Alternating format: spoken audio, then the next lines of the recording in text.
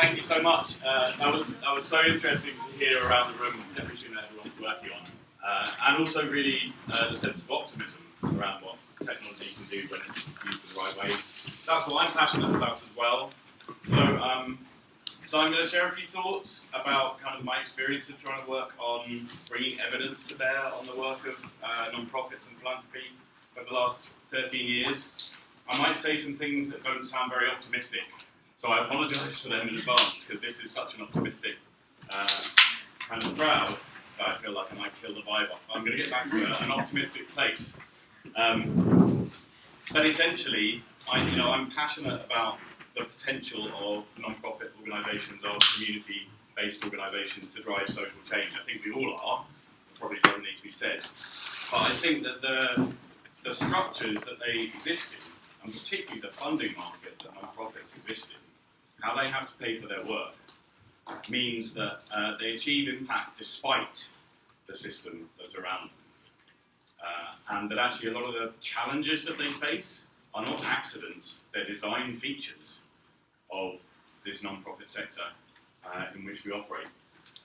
And so I've been getting progressively more depressed about that over the last 13 years, and I'm extremely excited about the possibility of technology as an area where there's such massive opportunity and challenge for the social sector that it kind of forces people to collaborate. So that's what I really want to talk about a bit today, and I would love to hear your thoughts. So I'm not going to just talk. I would love to hear questions and thoughts as we go through at the end. Really don't want to make this a lecture. I certainly don't have all the answers. I'm not sure I have any answers, but I have some questions. I'd be really interested in how other people kind of reflect on those. And also, it'd be great if someone can tell me when I need to shut up. That's all right. The joys of having a smartwatch is that it very rarely actually shows you the time.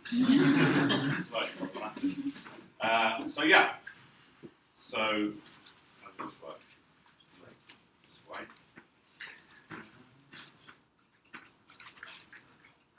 Okay, great. So and this is genuinely, I'm kind of here to hoover up everything that people know and all your insight. And I take it that that's kind of okay. It feels a bit like, tell me everything you know and I want to learn from you. But I think as I've watched civic tech develop a bit, I don't know the world that well, but it feels like there's this tremendous energy which is demonstrated here tonight. And it also feels really interesting that people have cities to kind of cohere around and to be passionate about together. And I'm really interested in, can we do the same things focusing on social issue areas? So can we do the same thing across the mental health sector? Can we do the same thing across the field of women's empowerment? And what difference does it make if we don't have a geographic place that we all care about to focus on? So that's kind of that's the idea. I thought I'd show you some data, because I figure people here might like data. This is the single most important data set that I have from the last 13 years of my work. And it comes from an interesting project where we worked with the Ministry of Justice in the UK to say non-profits want to know about their outcomes, right? And you keep on telling them to tell you about their outcomes, but it turns out you have the data.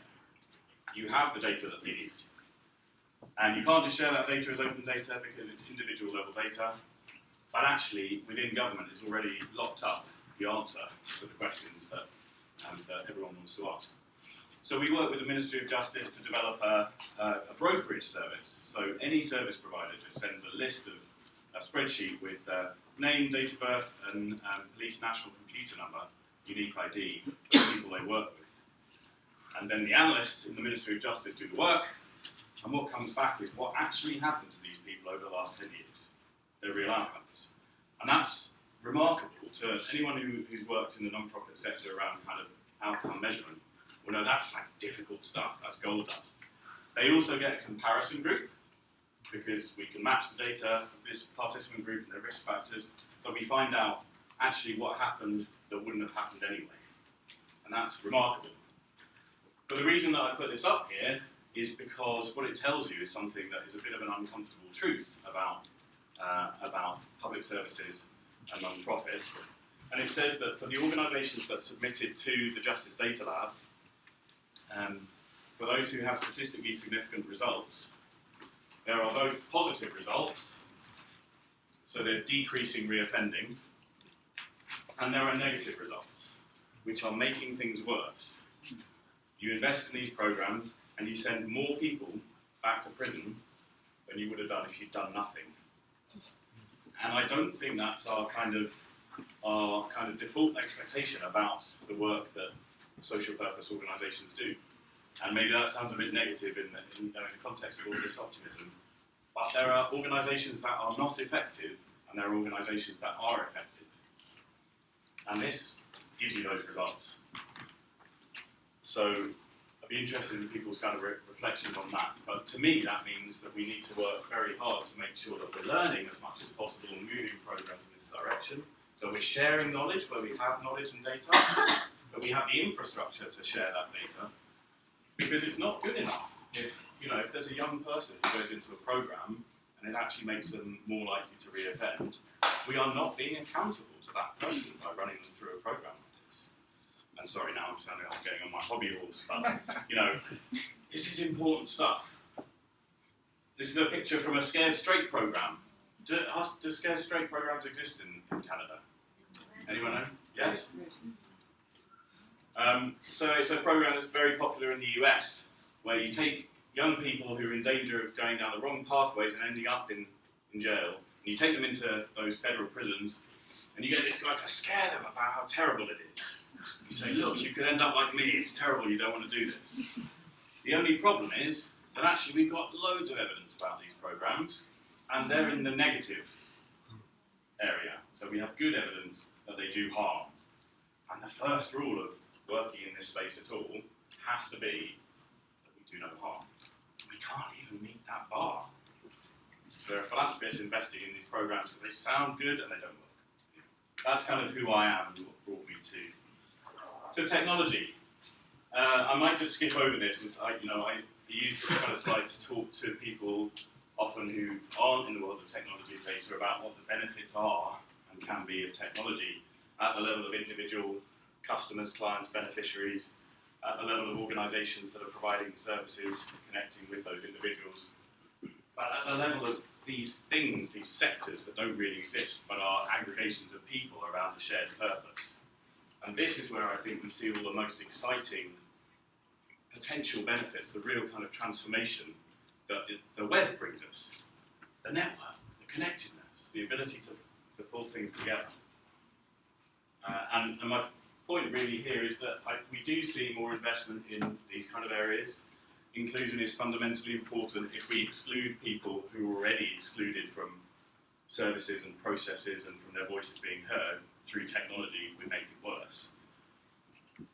And there's work going on at the organisation level. My typical view of what a charity in the UK is doing around technology is building an app. We must have an app. We should build an app. Everyone's building an app. That's marvellous. But actually, we were going to build an app. There was a decision tree to tell people whether or not they should build an app. And you can guess what the answer to it is.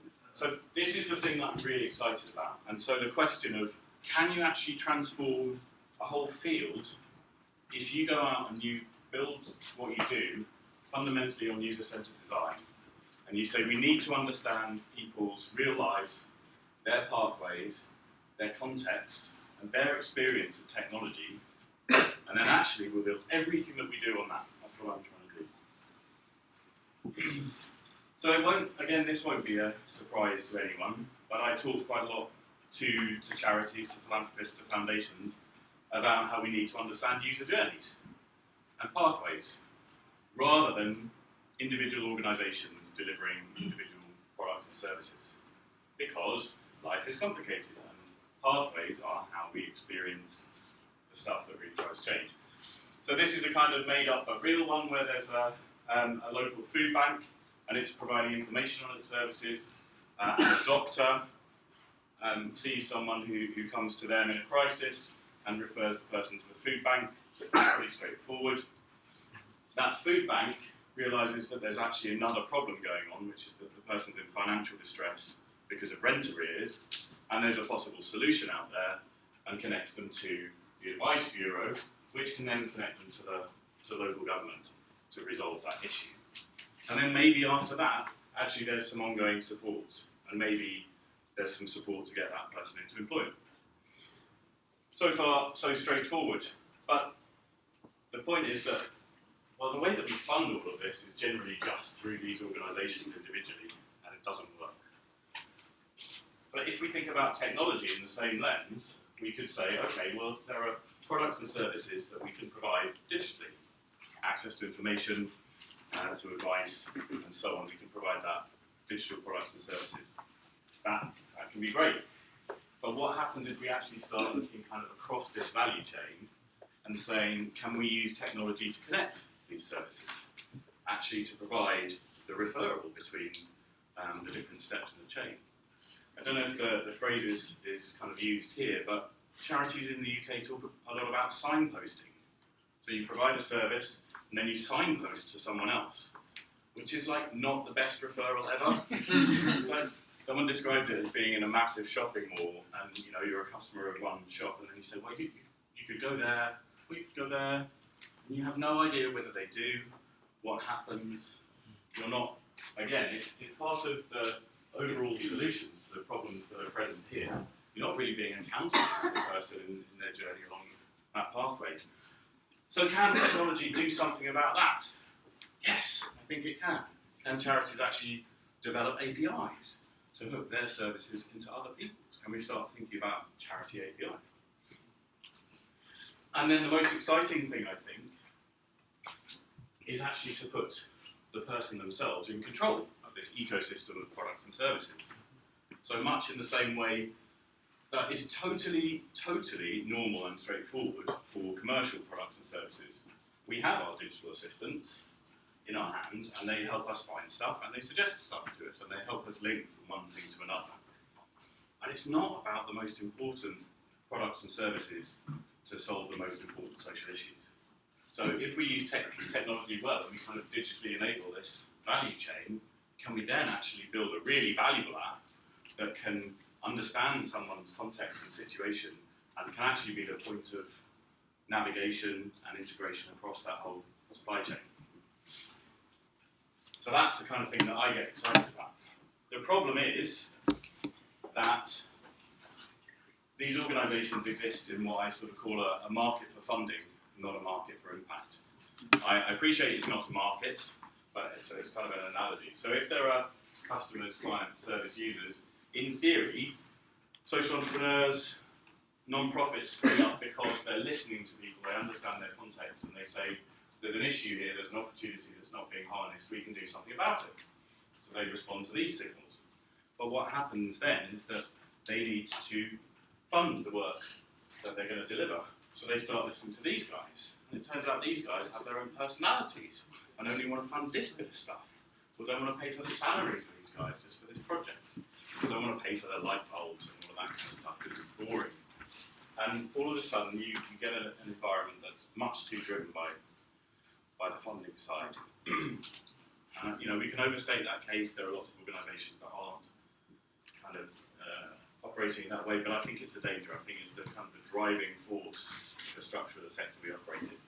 So how can we turn this back on, and then maybe actually we can influence the decisions and the priorities of those providing the money, because we know what these people's lives and contexts are like, and we say, we've got the research, we can be user-centred about this. Now you can respond to that, and actually you can fund problems and solutions rather than organisations and products. But how do we do that?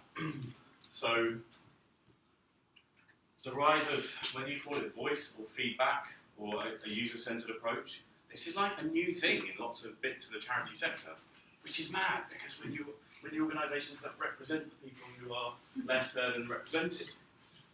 Social enterprises are interesting because if they actually sell products to customers and get outcomes in return for selling those products, you do have a kind of a market mechanism that you get data through.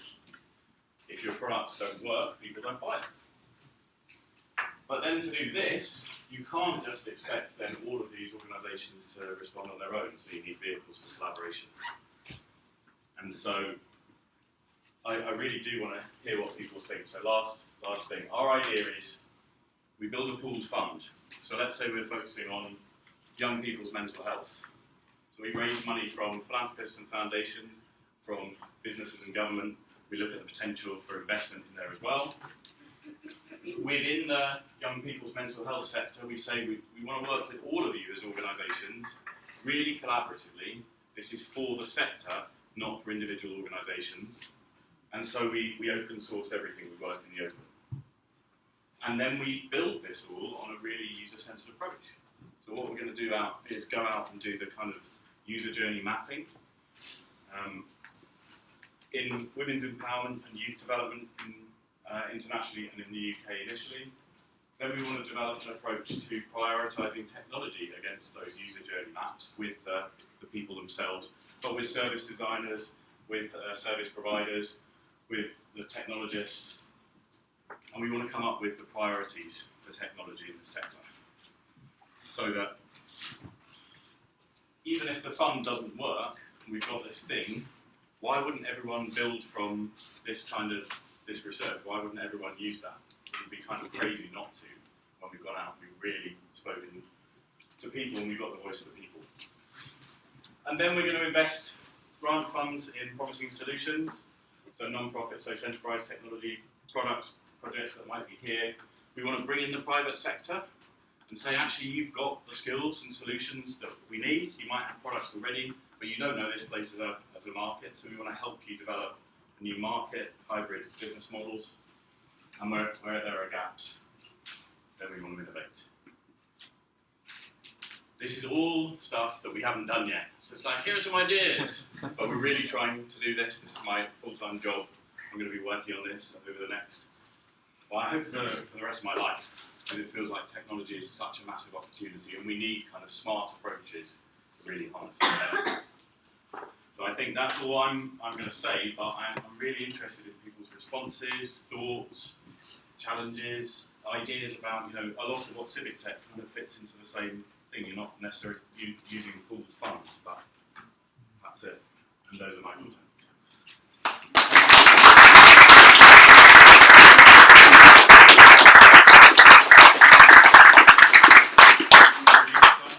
Yeah, we do. We have about 5 minutes for questions, so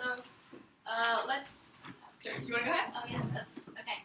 Just going back to one of the first images you had, which is the data, looking at organizations that have either like negative or positive impact on like recidivism. Yeah. That's for prison reentry, right? Yeah. I'm just wondering, like, how do you track causation for these things, and how do you make sure that they're like the same kind of variables are being tracked across organizations, like geography, all these things? So, and, yeah.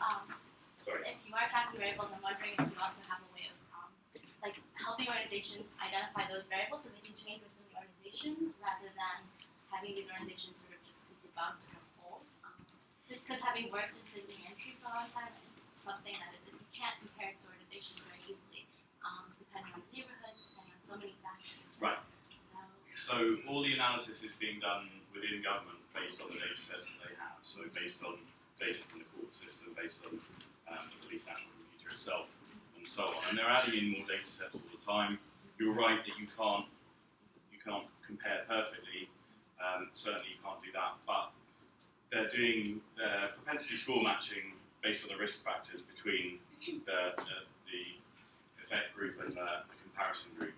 So it's the best kind of, without doing randomized control trials on every program, which would cost a lot and take us forever, then this is kind of the best attempt that we know of to get useful data, to not give you the full answer, but then to start working out more. Yeah, should we? Yeah. So on the last slide, interesting. For when you were saying we for the pooled funds, who would have steward those funds? Like what entity would control those funds? So we want to develop a partnership. So we'll be involved in that, but I don't want it to be an organisation. It's not like NPC's funds, because the whole point of this is to do this in a way that's kind of buy-in for the sector. So the governance model of that, I think, is more important than actually who manages the funds explicitly. And so in that we want non-profit organisations, experts in the sector. There will be some representation of the funding side as part of that, but essentially, we want the decision making to be driven by here. So we have community foundations in Canada. Like, Yeah. have you thought about just like repurposing a community foundation? Yeah, absolutely.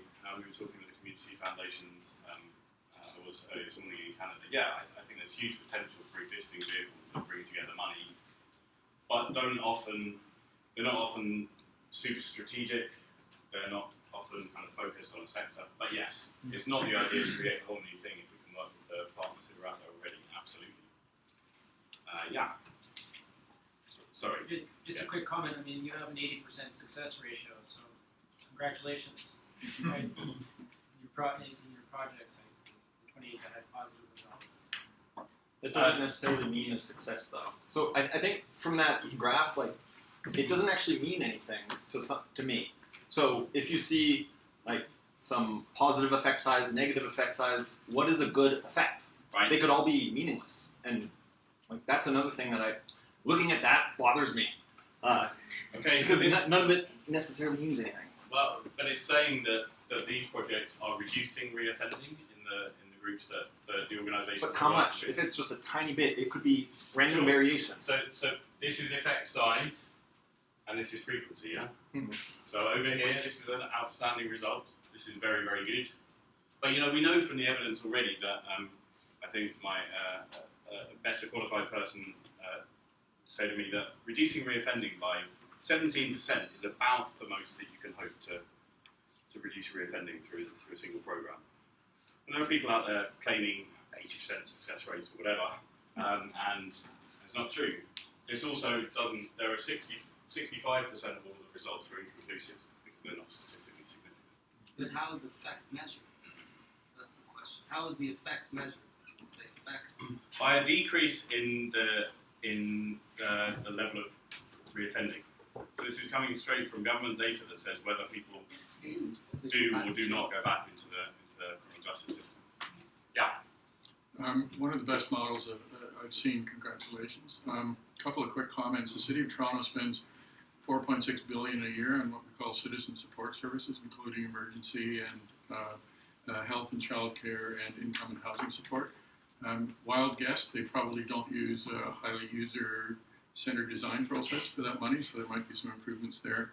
Second thing is that at Budgetpedia, we're grappling with the same thing, how to get people involved. And what we're hearing in terms of the user-centered design is that people not only want to be presented with work that has been developed based on their input, but actually want a platform through which they can discover one another and start to collaborate with each other to actually have an impact on these services directly and how they're organized. I'm wondering if you've considered that.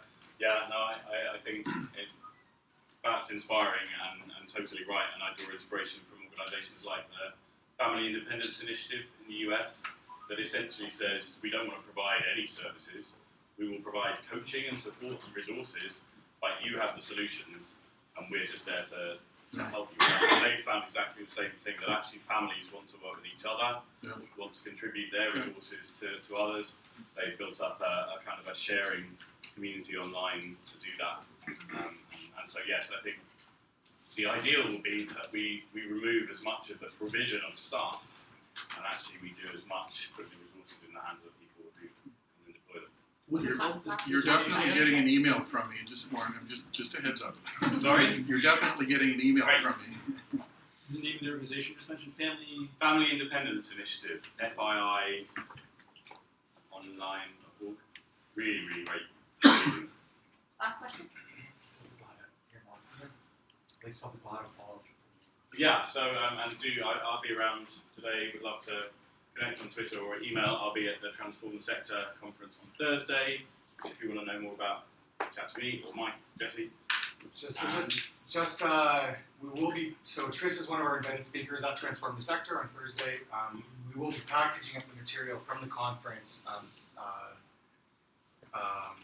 Questions like how do we access administrative data in Canada? We don't really have tools to do that. So those are some of the topics we're going to cover. We should be getting some money to help package all those materials and share them. So if you go to Transform the Sector or Powered by Data, you'll hear more like the stuff you're hearing from tonight, and from specifically Tris's project is something we're hoping to bring here to Canada. just wondering, as I noticed open source on there, and I guess I was just wondering whether you had any clashes with how those in the nonprofit sector are used to operating, particularly around grants and funding, but also just, I guess just recently I was talking to a substantial community group here who was working on something that sounded a lot like this, and they were like, this is confidential, like, don't talk about it, like, yeah. Yeah. So this is the non-profit sector should be the home of open source. It should be the most widely used, the biggest user of open source approaches. But that's my whole point about this kind of market for funding is that we compete with each other. We hoard IP.